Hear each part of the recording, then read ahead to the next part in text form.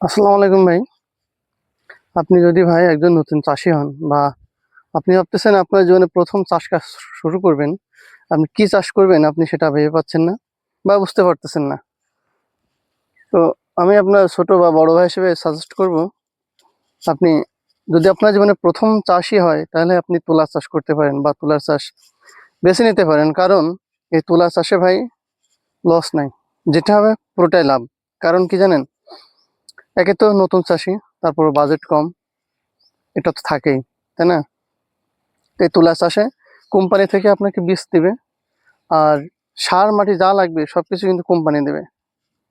শুধু আপনি লাগাবেন, সেচ দিবেন আর একটু দেখভাল করবেন ভাই, এটাই শেষ। আর কোনো কাজ নেই, কোনো কাজ নেই, সবকিছু কোম্পানি থেকে দিবে। এই জায়গায় দেখতে পাচ্ছেন, এই জায়গায় প্রায় ১ বিঘা মতন জমি আমি চাষ করছি ভাই।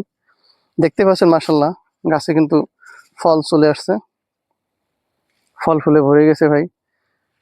আমি তো ভাবছিলাম যে হবে না, কিন্তু না, মাশাল্লাহ আল্লাহর রহমতে কিন্তু প্রচুর ফল গাছে ভাই, প্রচুর ফল। এটা কোম্পানি থেকে বললো ভাই, আপনি ১ বিঘে হইতে সার মাটি তো সব আমরাই দিচ্ছি, আপনি ৪০,০০০ টাকা বেচা কিনা করতে পারবেন। সার মাটির দাম তো কিছুই দেওয়া লাগবে না, সব ফ্রি। আপনি ৪০,০০০ টাকা যদি বেচা কিনা না করতে পারেন বা ৪০,০০০ টাকা যদি আপনার লাভ না হয়, পরবর্তীতে আপনার এই চাষ করার দরকার নেই, আমরা আপনার ক্ষতিপূরণ দেব। তো ভাই আপনার দেখতে পারেন, আপনার জীবনে যদি ১ম চাষ হয়ে থাকে এটা, আপনি কিন্তু এটা আপনার ১ম চাষ হিসেবে বেছে নিতে পারেন ভাই।